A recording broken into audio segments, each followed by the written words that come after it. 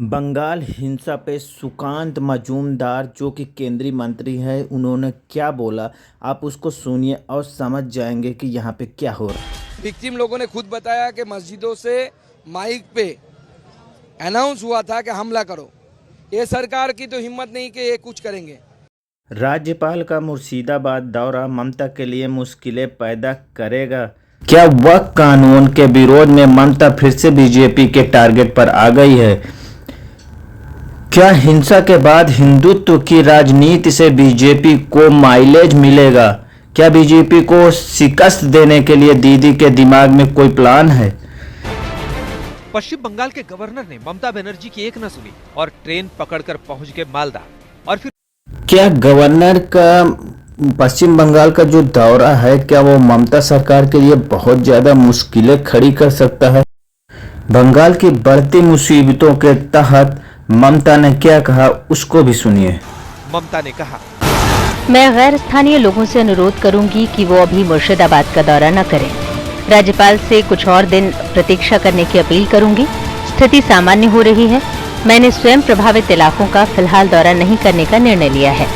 कि बंगाल में हिंसा के बाद बिगड़ते हालात को लेकर बीजेपी राष्ट्रपति शासन की मांग करती रही और मुर्शिदाबाद हिंसा के बाद भी बीजेपी ने बंगाल में राष्ट्रपति शासन लगाकर चुनाव कराने की मांग की थी। और राज्यपाल सीवी बोस भी संकेत दे रहे हैं कि जरूरत पड़ी तो राष्ट्रपति शासन का विकल्प हमेशा खुला है। Do you think what is the permanent solution to this? Do you think is it a presidential rule or is any suggestion to the government of West Bengal? As governor, I don't want to make any comment on that. The constitutional options are available. जिस प्रदेश की सरकार एक अमन चैन का वातावरण तैनात नहीं कर सकती, उस प्रदेश की सरकार को सरकार में रहने का औचित्य नहीं होगा। आइए आपको मुर्शिदाबाद हिंसा की पूरी टाइमलाइन दिखाते हैं। 8 अप्रैल को मुर्शिदाबाद में हिंसा भड़की। 9 अप्रैल को ममता बनर्जी ने कहा बंगाल में वक्फ कानून लागू नहीं होगा। 10 अप्रैल को हिंसा फैलाने के लिए 22 लोगों को गिरफ्तार किया गया। 11 अप्रैल को मुर्शिदाबाद में हिंसक विरोध हुआ, 3 की मौत हो गई। 12 अप्रैल को हिंसक भीड़ ने पिता बेटे की पीट कर हत्या की। 13 अप्रैल को धुलियान से 500 लोगों के पलायन की खबर आई। 14 अप्रैल को 24 परगना में पुलिस की गाड़ियां जलाई गई। 15 अप्रैल को हिंसा में बांग्लादेशी कनेक्शन सामने आया। 16 अप्रैल को सीएम ममता ने इमामा और मौलानाओं के साथ बैठक की। 17 अप्रैल को ममता सरकार ने हिंसा पर रिपोर्ट पेश की।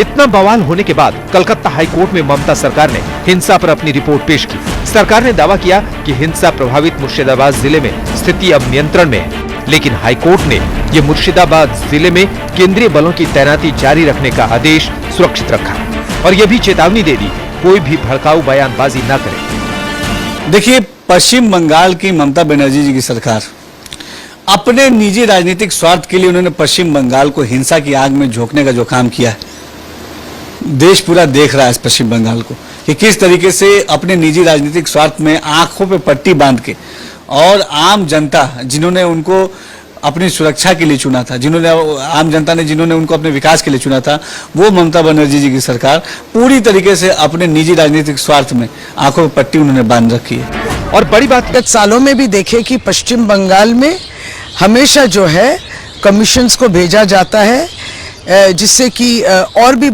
पश्चिम बंगाल को एक बदनाम करने की कोशिश। ये हम लोग ने विगत सालों में देखा कि इसके पीछे केवल राजनीतिक उद्देश्य रहता है। सचमुच में ह्यूमन राइट्स कमीशन और वुमेन्स कमीशन की सचमुच में कोई इच्छा है कि हमारे भारतवर्ष में सब जगह जो है ह्यूमन राइट्स की कोई तरीके से वायलेशन ना हो, अगर होती तब तो पहले तो उनको पहुंचना चाहिए था मणिपुर में। सबसे ज़्यादा अगर नागरिक के अधिकारों पे और उनके ऊपर अगर अत्याचार या जिस तरीके से सारे जगत में बात हो रही है मणिपुर को लेके, लेकिन वहाँ कमीशन भी नहीं पहुँचता है, कोई भी कमीशन। अब मुख्यमंत्री ममता बनर्जी ने भी लोगों से शांति बनाए रखने की अपील की। ममता बनर्जी ने कहा कि दंगे हिंदू, मुस्लिम, सिख, ईसाई या जैन नहीं कराते हैं, दंगे कुछ अपराधी कराते हैं। आजकल पैसे से कुछ भी हो सकता है। ऐसी स्थिति में आपको कुछ अच्छे लोग मिलेंगे और कुछ नेता भी ऐसे होंगे जो अच्छे बनकर मुसीबत में खड़े होंगे। तो क्या ममता समझ रही हैं मुर्शिदाबाद की हिंसा अब उनके लिए फांस बन सकती है? वक्फ कानून आया तो बंगाल में इतना कोहराम क्यों मच गया? क्या वक्फ कानून बहाना है? सारा खेला 2026 के बंगाल चुनाव के लिए है? क्या हिंसा के लिए ममता ने उकसाया या फिर बीजेपी ने पूरा प्लान बनाया?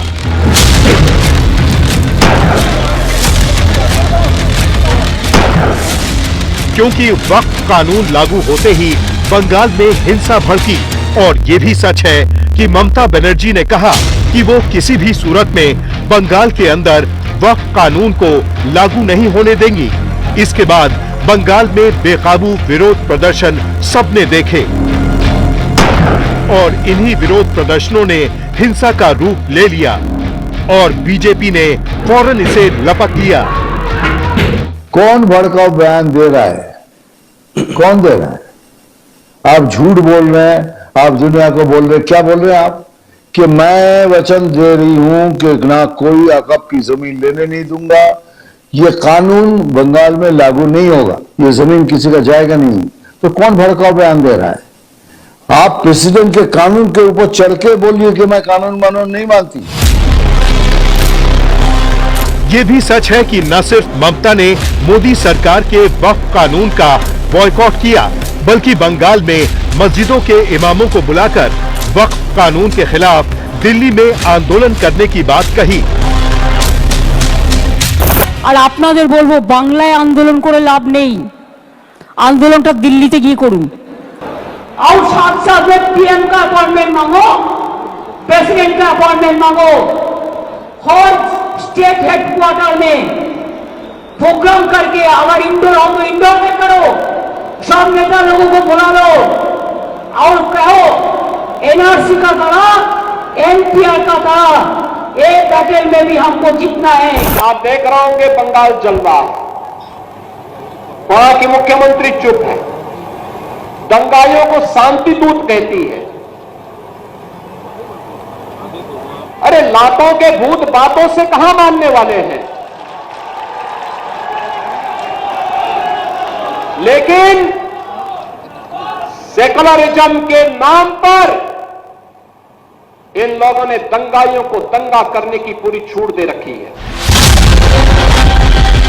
और ममता के इन बयानों को न सिर्फ बीजेपी ने लपका, बल्कि उन पर दंगा भड़काने के भी आरोप लगा दिए और ये भी कहा कि मुर्शिदाबाद में कैसे मस्जिदों से दंगा भड़काने के लिए ऐलान किए गए।